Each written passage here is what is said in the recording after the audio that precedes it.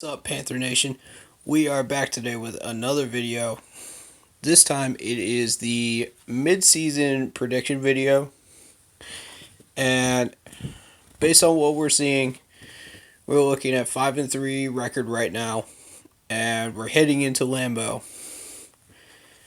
So, let's take a look at the rest of our schedule. And based on how these teams are doing and what we think might happen, let's see what kind of prediction we can get. So we've got Green Bay. We haven't had very good luck in Green Bay in Lambeau. So that's going to be a tough game. But playing the way we are right now, I think we've got a shot. It's about 50-50 right now whether we can take Green Bay or not.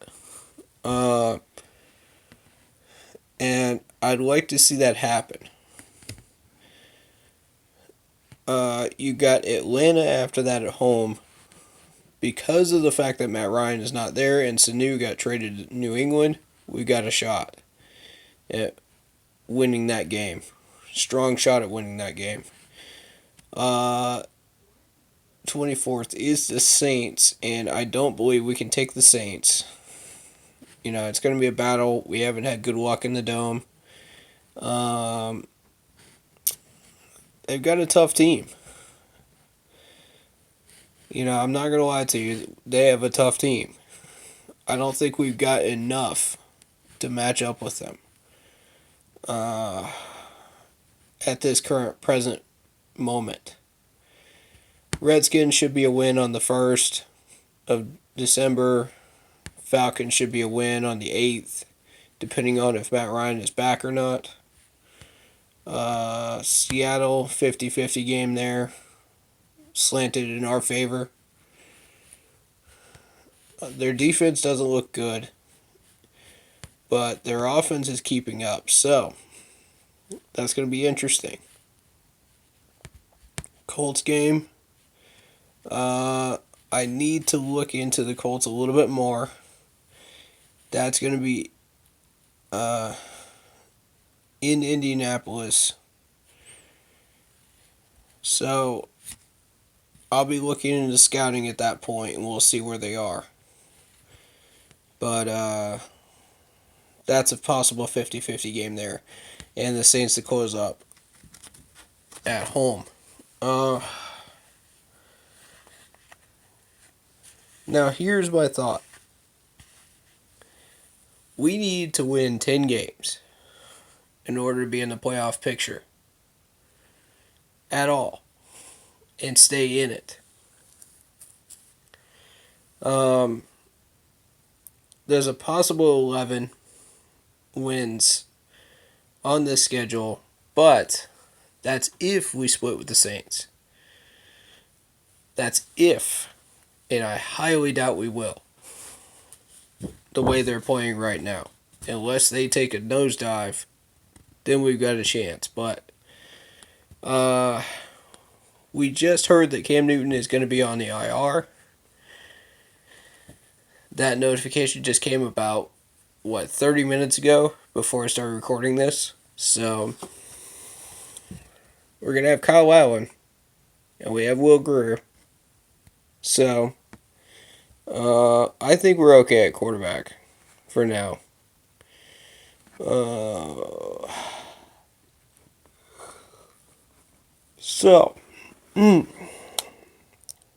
Sorry about that, fighting back a yawn.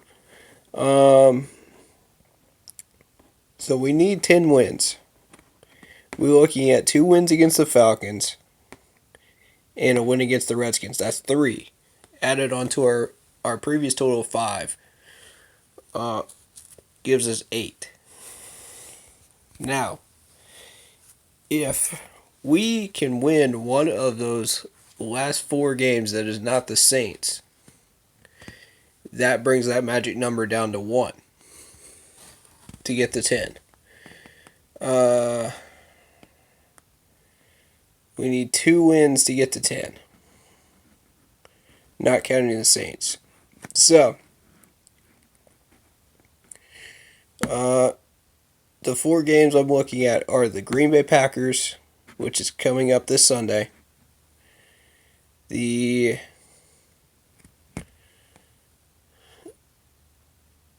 Seattle Seahawks, and the Colts. Actually, 3 games. Correction on that. And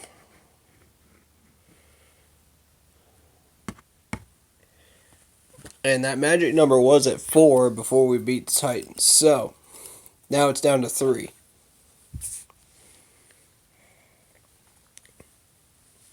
Correction, it's down to 2. My bad. With that Titans game, that magic number is down to 2. So, we need 2 more wins to get to 10. We got 3 options. 3 options, folks. It comes down to these 3 games. This one coming up on Sunday, which we got a strong chance. 50-50. I'm liking our odds. And the way we're playing right now, so I feel like we're going into it with, a chip on our shoulder, and I think we've got a shot. We have to force Aaron Rodgers to throw that ball towards Bradbury's side of the field, and if we can do that, we've got a real chance at slowing down Green Bay's offense. But we need to score points on offense, which is why we need an offensive game plan that works. And with every game with the West Coast, you have to find a way to fit that in against the opposing defense. And sometimes it doesn't fit. So, it's like a puzzle. So, the trick is getting the right set of plays that work on a consistent basis to where we can move the chains and score points. And with every defense, it's different. So, I have not gotten a chance to look at Green Bay's defense, so I have no idea how this is going to shake out, but we'll see. Based on what we've been doing, we found a few select plays that have been working, and we've been able to get people open against Tennessee's average defense. Well, a little bit above average defense, if you want to be fair about it. But we were able to find some open holes there. So I think we've got a chance.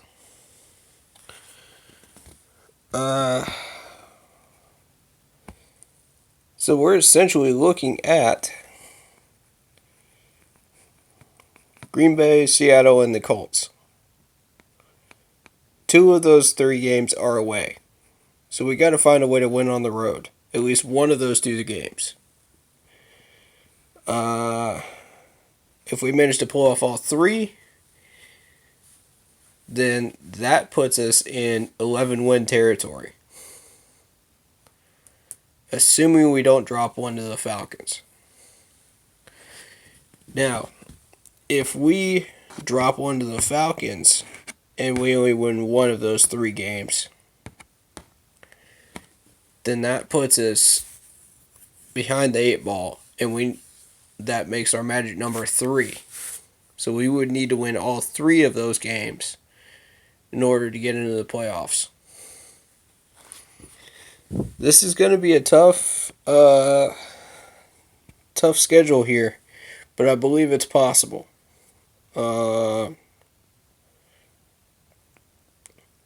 Redskins is a guaranteed win.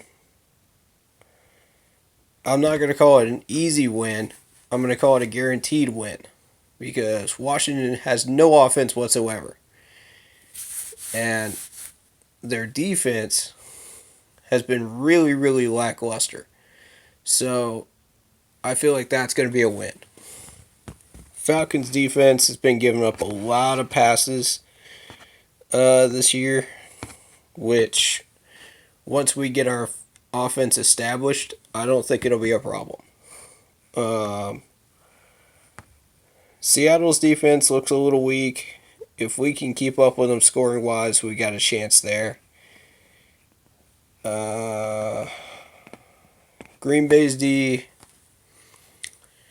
like I said, I haven't gotten a chance to really heavily look at Green Bay. So, but we know what Rodgers can do. We know what kind of weapons the Green Bay offense has. So we just have to keep up with them offensively. And we'll see what we're going into defensively. So that being said, we've got a chance from anywhere between 9 and 11 wins. And that's very, very encouraging. You know, you're looking at 12 if you pull off Green Bay, both the Atlanta games, Washington, one Saints game, Seattle, and the Colts. So that looks like a 12, you know. So realistically, you're looking at anywhere between 9 and 12 wins, which is a broad spectrum right now. The good part about this is we got our 5 wins early, you know, early in the schedule. You know, we beat Tennessee, we beat Tampa Bay once at least. We beat the Texans, which was the big one. And, you know, nobody expected the 49ers to come out of nowhere and still be undefeated. So that was quite the surprise. I did hear some rumors before the season that the 49ers were gearing up for a run, and they looked pretty good. But I did not expect 7-0. Not at all. Not at all, man. So,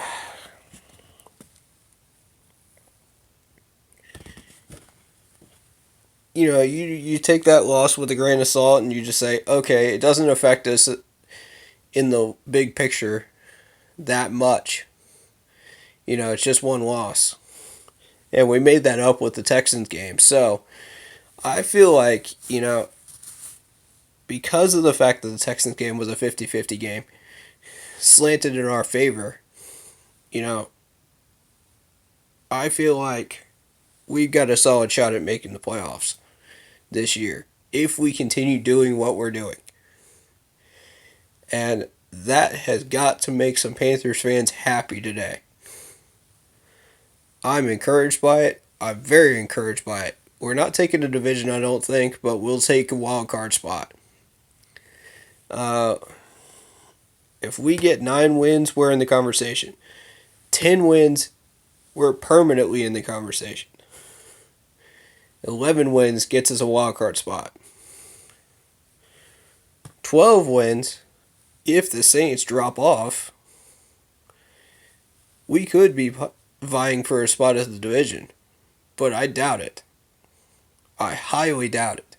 I don't see us beating the Saints this year. If you do, please leave some optimism in the comment section, man. I would love to see it. But, you know, this channel and who I am is a real person, and I'm going to be real with you on our chances and how this team is doing, the good and the bad. So, yeah, expect positive and negative out of this channel because that's what we do. You know, that's who we are. And,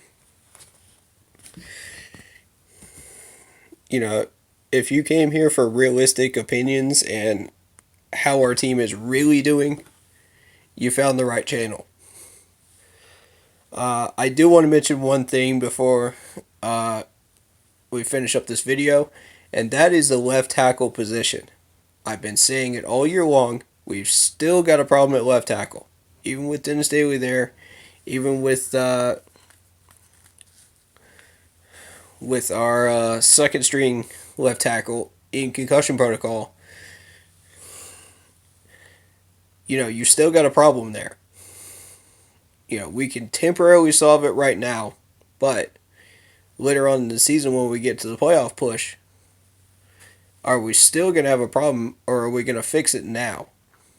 And we made a move to cut a left tackle off our practice squad, and we have a vacant spot on our 53-man roster.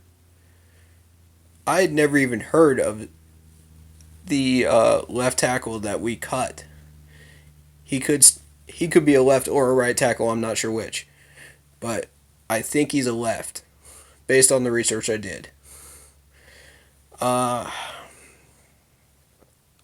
Here's the problem with this. This guy came from the Patriots. We got him off waivers from the Patriots.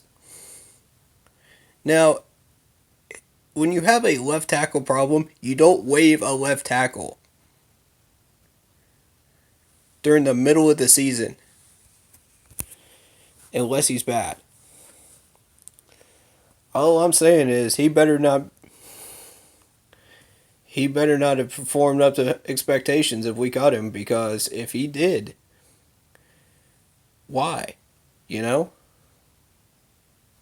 Why would you do that?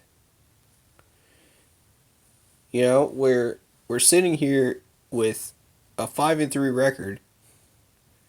We can't afford to lose any more people. It's called depth, Ron.